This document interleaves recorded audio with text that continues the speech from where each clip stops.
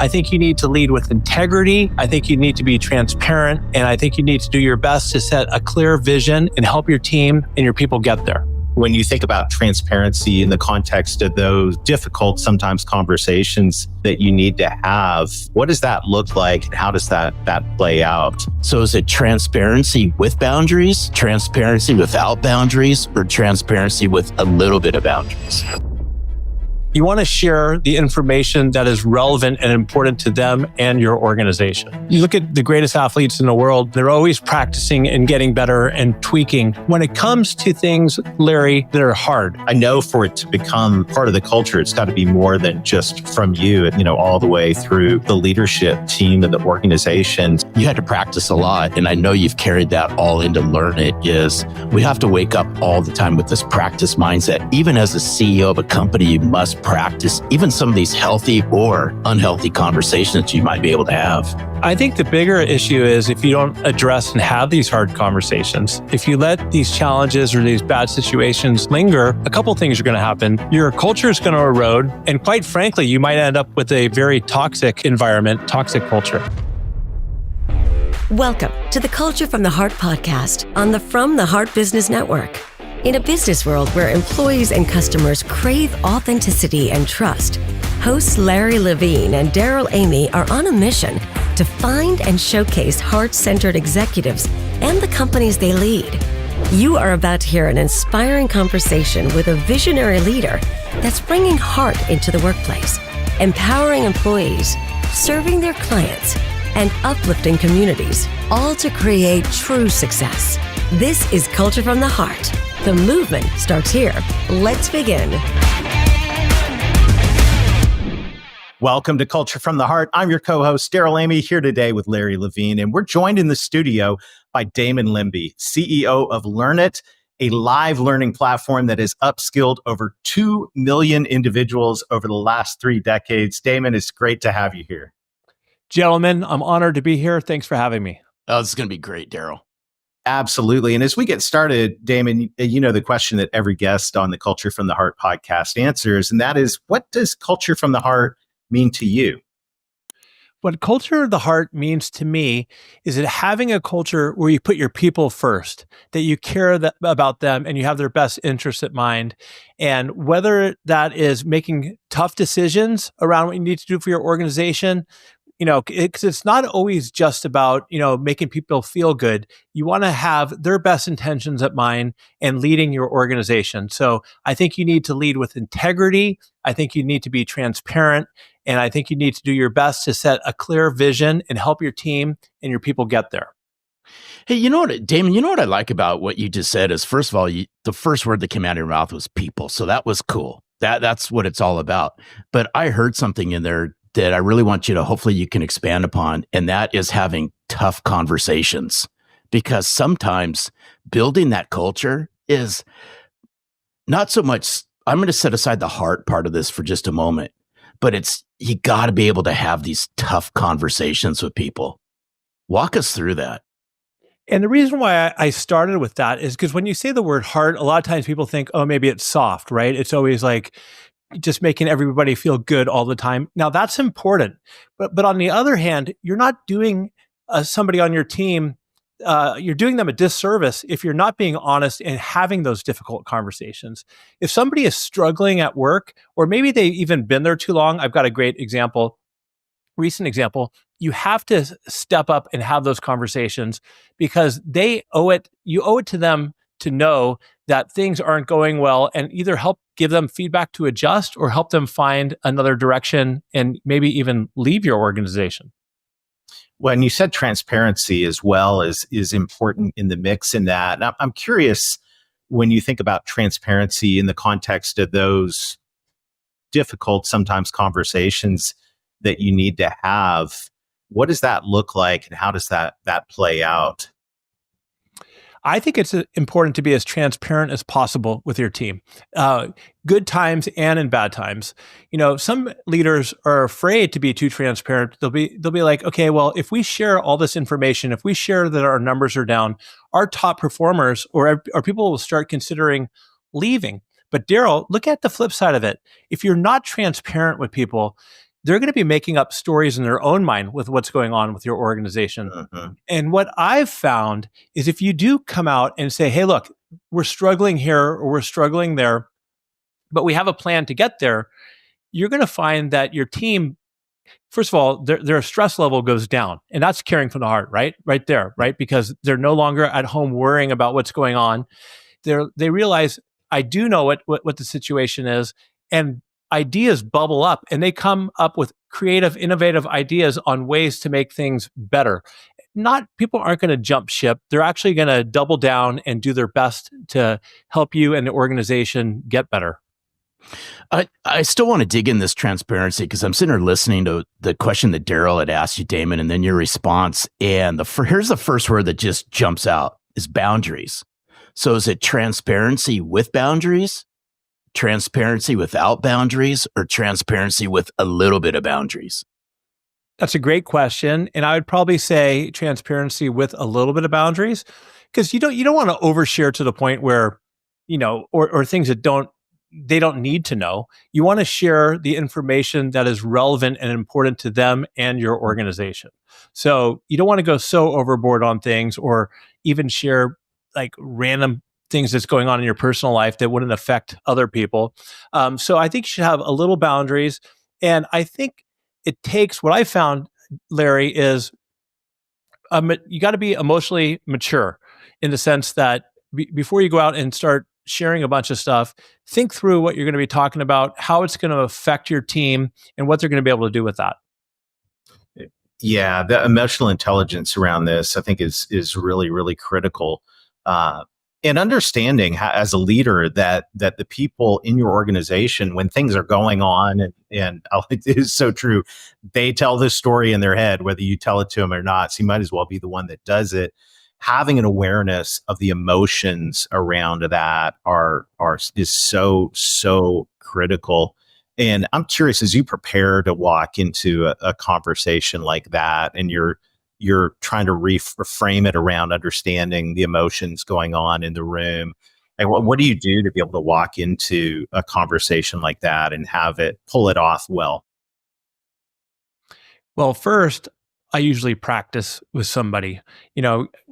Whether you're going through good times or bad times, you want to leverage your resources you have around there. So if we're going into a tough situation, maybe I'll have somebody who's either a mentor or maybe somebody on my team, and I'll kind of practice what I'm going to talk about and really focus on what the outcomes are going to be.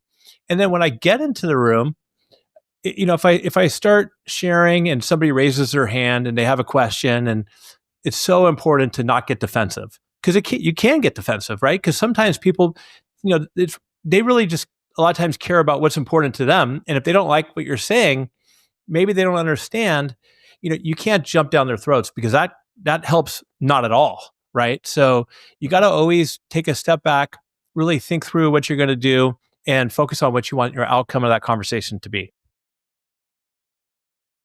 No, that's so good. And I'm glad you brought up practice, because it goes back. I know this goes back to your sports days, because you had to practice a lot. And I know you've carried that all into LearnIt. Is we have to wake up all the time with this practice mindset. Even as a CEO of a company, you must practice even some of these healthy or unhealthy conversations that you might be able to have. 100%. I mean, you look at the greatest athletes in the world, and they always go back to the fundamentals. They have spring training in baseball, and they're always practicing and getting better and tweaking. And especially when it comes to things, Larry, that are hard, right? Yep. Having difficult conversations, my understanding is that's the number one most challenging thing that CEOs have to deal with, is having difficult conversations. So getting some practice reps in, it can't hurt, because if you go in cold, just like stepping up to the box without taking any batting practice, your likelihood of being successful is a lot less. So strong. Well, everybody, you're listening to Culture from the Heart, and when we return from this short break, we're going to talk further with Damon about how culture looks at LearnIt. See you in a minute. At Culture from the Heart, we believe that great leaders put their people first, leading with empathy and purpose. That's why we're thrilled to partner with LearnIt. a global leader in learning for over 30 years, to bring you an exclusive offer: 45 days of free, unlimited training for your team with a minimum of 5 participants. This isn't just about skills. It's about creating a culture where your people feel valued, supported, and empowered to grow. Did you know that 94% of employees are more likely to stay at companies that invest in their development? Culture from the heart means giving your team the tools they need to thrive, not just for today, but for the future. LearnIt's courses help your team master essential skills like communication, collaboration, and emotional intelligence, all foundations of a people-first workplace. It's about fostering resilience, connection, and growth. Don't wait.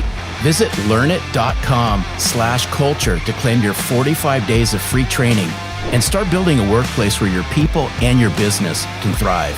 That's learnit.com/culture. Start enhancing your learning culture today. We were exploring with Damon how heart is more than just being soft and emotional, and all. It requires having tough conversations. And so, Damon, I know in your role as CEO at LearnIt, this is something that is part of the role of every executive, is having these tough conversations. You were coaching us before the break and how you practice and prepare for this. What does this look like in the real world? And what I probably want to get into, what does this look like if you don't get intentional about it? What's the downside of not being prepared to come into some of these hard discussions? Well, Darrell, I think the bigger issue is if you don't address and have these hard conversations, if you let these challenges or these bad situations linger, a couple things are going to happen. Your culture is going to erode. Things may not go well. And quite frankly, you might end up with a very toxic environment, toxic culture. And you know what's interesting about this, Damon, is if we don't address these and you don't have some of these conversations head on, it's the conversations that happen when you're not in the room, which is the water cooler talk and things like that. So we got to squash this stuff almost immediately, I would think. 100%. And sometimes you have these conversations that should happen, and it's difficult because let's say it's a high performing salesperson, and they're a bully to the rest of the team, or they're awful to the customer success team, and you avoid the conversations because you don't want to disrupt whatever it is they're doing numbers wise. But I think that is a very penny smart, pound foolish approach to it, because again, you're eroding the whole culture. So you need to address that early on and have that difficult conversation, regardless if somebody's your top performer in sales or not. Yeah, I can see this being such a key part of a heart-centered culture. And I know for it to become part of the culture, it's got to be more than just from you. It's got to be, all the way through the leadership team of the organization. So I'm curious, what does that look like at LearnIt, and what have you learned along the way as you've really worked to become a transparent and accountable type organization? I agree, Darrell. It can't just be from the CEO, but it has to start with the CEO. Your culture, your CEO is responsible for your culture, because you need to model the behavior and the values that you want your team to have. Because how can you expect others to live out those values if you're not living out them yourself? So yes, it needs to permeate down through your executive team, through your frontline workers, through everybody. And I think I've been really fortunate at LearnIt that I've always worked with a team, and it's almost like having a sports team where everybody has each other's back, but they also keep everybody else accountable, which is awesome, right? Because we've set an expectation of what we want our values to be and the standards to be, and I don't need to be in the room to make sure that things are going well, right? Because we have these expectations. We don't want to let each other down. And I think it all kind of starts with a lot of times the hiring process, just making sure that when you're bringing people in, that they understand very clearly what your values are and as an organization. And if they're not aligned with that, don't bring them in. But when you do bring them in, then they live those values, and then everybody else sees it, and they keep the level of whether it's intensity, intentionality, whatever it is, That's how you build a great culture. Oh, this is so good. I just got to ask. I got to ask Damon this. Damon, I'm throwing you on the hot seat on this one. Go for it. So your executive leadership team's in a room. Mm-hmm. Darrell and I are in the room. Damon's not. What do they say about the culture that Damon's created at LearnIt? I'm just curious, what words would they use? I think they would say that the culture that we have at LearnIt, first and foremost, is that people are at LearnIt not for a paycheck, right? That they're there because they believe in how we help customers, but more so that they believe in their other coworkers, and that we have that. I think they said I'm a pretty authentic, genuine person. You know what you're going to get with me, and that it's important to lead by that we lead by integrity. You got to do right by the customers. You got to do right by everybody else. So I think that's. I mean, are we perfect? No. I mean, they'd probably say that I have too many ideas and want to go in different directions, at time. But at the end of the day, I think that they would say that I believe in them and that I trust them. Oh, that's beautiful. One of the cool things about LearnIt, you guys are a global leader in learning and providing learning solutions for organizations. Really, really fantastic company. And I'm curious, when you look at learning as a part of your culture, I know you advocate for other companies to have learning as a core part of their culture. What role does actual learning play at LearnIt? It plays a big part, and it comes back to heart, right? Because to me, what's most important, and I say this all the time, whether you're at LearnIt for 6 months or for 6 years, I want you to grow as an individual professionally and personally. So take advantage of the learning and opportunities that we provide, and just keep getting better, because that's what's most important to me, is that people enjoy the work they do. And if you don't, by the way, Darrell, if you're miserable, talk to your manager or come talk to me, and let's figure out how to make it better, or help you go elsewhere. But learning is critical for several reasons. With the rapid pace of technology and how quick everything is changing, you have to be adaptable.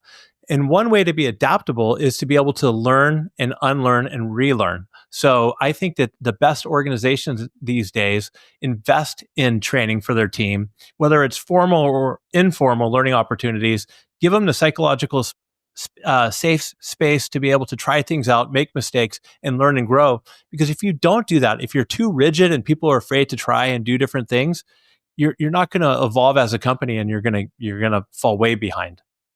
Hey, I'd be curious real quick, Damon, because you've brought up learning a couple times, which I applaud, is how do you as a CEO, and then how does your leadership team know when somebody needs to learn something new? Walk us through that. I mean, what goes through your head? Obviously you walk around or you're having conversations, things like that, but how do you know when somebody really needs to learn new things, and how do you offer it up and set it up? Well, first and foremost, regardless of what it is that they need to learn, Larry, are they open to learning?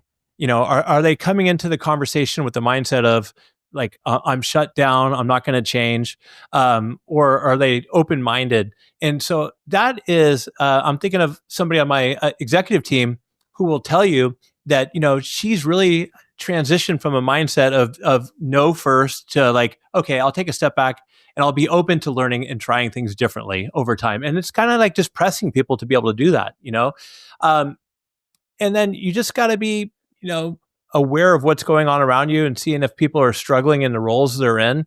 I think with the rapid pace of change, it's tough to tell what people need to learn now, because their job's probably going to evolve and change over the future. So it's just getting in the habit and getting in the habit of learning and continuing to want to get better. So good. Well, hey, a huge thank you to our sponsors here at Culture from the Heart for making this show possible. So stick around. We're going to continue this conversation about developing a learning culture in just a moment. At Culture from the Heart, we know that hiring the right salespeople and leaders for your company is about more than just resumes. It's about finding individuals who have what it takes to succeed.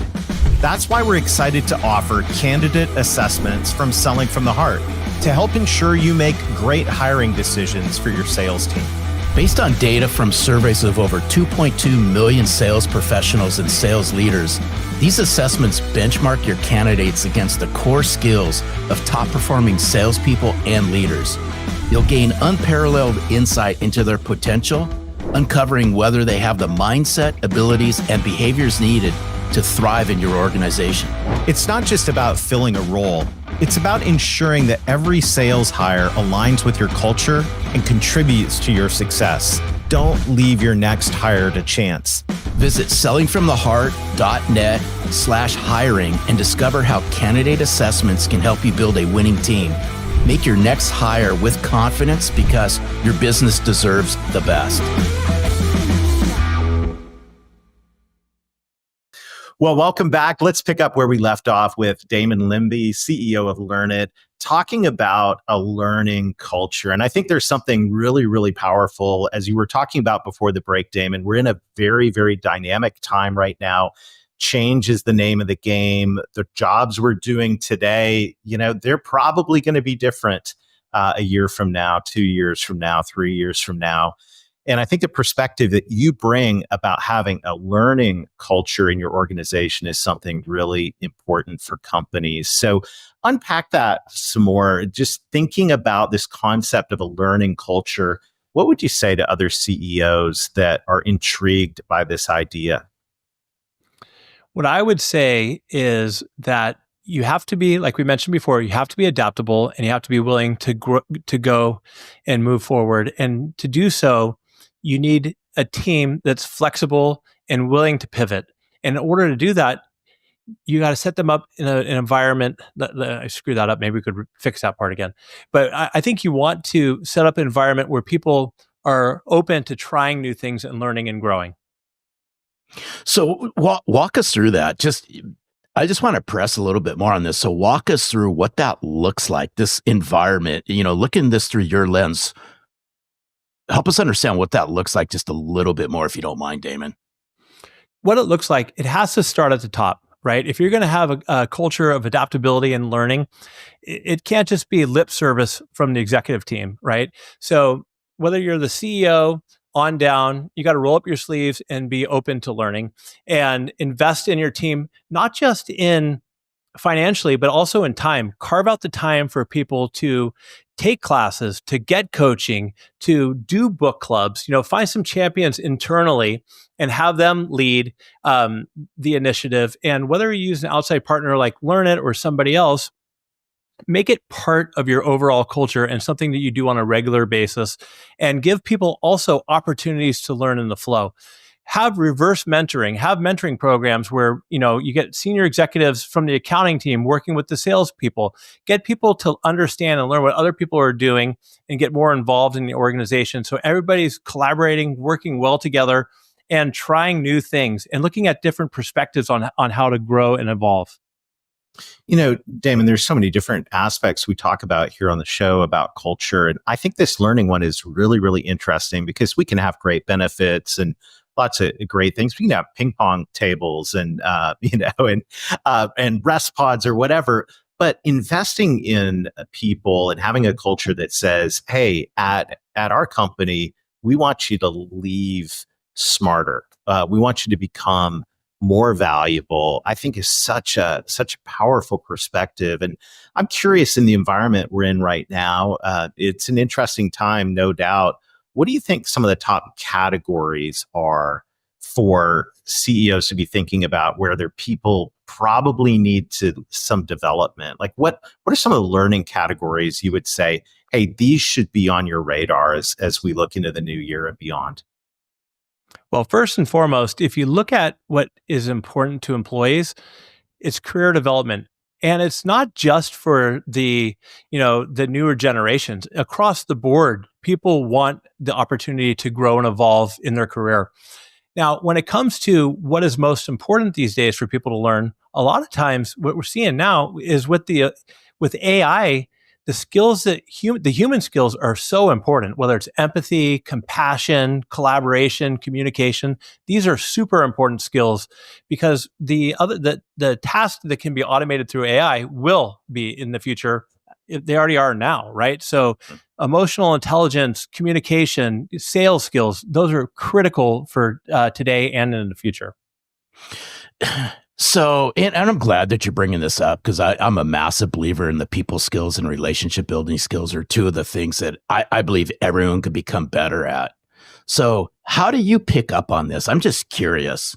How do you pick up on if somebody needs to raise the bar on these people skills or there's relationship building skills or these human skills, soft skills, whatever you want to call them? How do you pick up this? I'm just curious. How do you sense when somebody needs improvement on this? It's pretty easy, actually, right? So if you're having a conversation with somebody, they cut you off, right? Or they're not listening, or you're trying to give them feedback and they get super defensive, right? Those are signs right there that they need to be self-aware enough without you having to even tell them that they need help with it. And that's something, and then having that conversation with them to work on that, right? So I think it's pretty clear, especially from a manager level, when you see how some of your managers can interact with their team.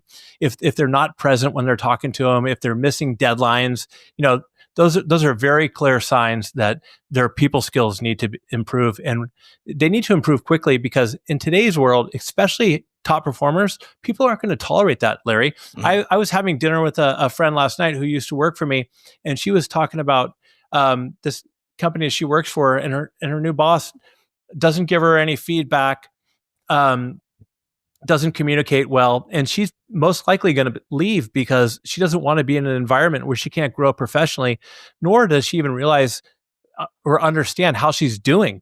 So a lot of it has to do with your manager that you're working with. If they don't have the people skills, you're going to lose great talent. Mm. It's interesting because I just go down memory lane, and my first employer, this is back decades ago before all the incredible, convenient ways to learn. They paid for me to get my master's degree. And so I went to night school and got my MBA during that. And what was really cool, and I just think about the value add as I was going through those courses, then I come back to work the next day, sometimes a little groggy, but I come back to work the next day and I had all these ideas. And so it was like a total win-win because the company made an investment in education. So the company got more out of me. And then it was a massive boost for me. And I ended up moving up in that organization as well. I just see the synergies here for your people, and then for the value they're able to add to the organization as you invest in learning as part of the culture. Super, super smart strategy. Well, there's that saying, what if I invest in my people and they leave? Mm-hmm. Well, what if you don't invest in them and they stay? Yes. Right. So I think that it's in today's day and age, it's like table stakes. I think you have to invest in your team if you want to have a culture from the heart. And I've always said this, and I'll double down on this: the more you invest, the more you collect. Mm-hmm. As a CEO, as a leader, the more you invest in your people, the more you'll collect from your people. Because at the end of the day, your organization is about your people, right? Your employees take care of your customers. Your customers will eventually end up taking care of your shareholders if you have shareholders. So it is all about your people, and it starts as a leader with your own team. Damon, what an incredible conversation. If you could say one more thing to just encourage the CEOs out there who are working to build a culture from the heart and intrigued about this concept of making learning a core pillar of their culture, what would you say?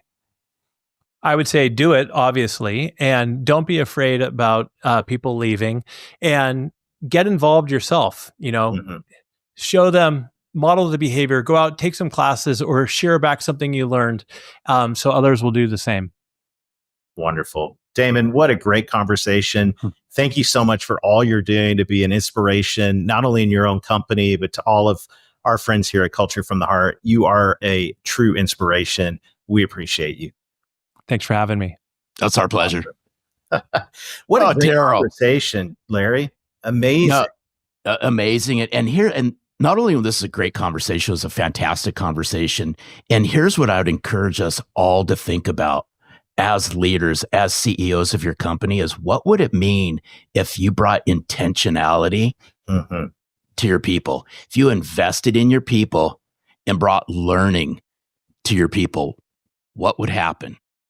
And I liked how Damon talked about we're all coaching people. We're all, as leaders, having the hard conversations, hopefully, as we talked about at the beginning. But to be able to coach somebody and then to be able to point them to a resource to say, hey, I think this is an area where you could benefit from some work and some growth. And here's a path to do it, not just leaving them hanging out there, I think is good. Clear is kind. But so is helping them find a path forward beyond just, hey, go fix this. So I think it's really cool thinking about the concept of that learning culture where we're always growing. And here's the last thing I'd bring up, and this is a great conversation, is practice.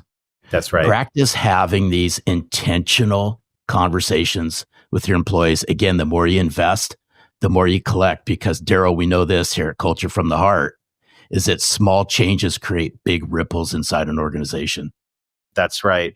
Well, thank you for joining us today. If you've enjoyed this show, I've got 2 asks for you. Number 1, make sure to hit the subscribe button on YouTube or the subscribe button on whatever platform on which you listen. And would you do us a favor, if you're inspired by today's conversation, share it, give a shout out on your social platform, tag Damon in your LinkedIn post, and let's together just fulfill this mission of finding and encouraging heart-centered cultures all over America and around the world. So thank you for joining us today on Culture from the Heart. Until next time, lead with your heart and watch your culture thrive. Thank you for joining us on this journey to discover heart-centered leaders shaping extraordinary company cultures. To access a leader guide with notes from this week's episode, simply click the link in the show notes or visit us at www.culturefromtheheart.com. Do you know a CEO who's built a culture from the heart? We'd love to hear their story. Head over to www.culturefromtheheart.com and click the Nominate Your CEO button. Until next time, remember, great cultures start with the heart.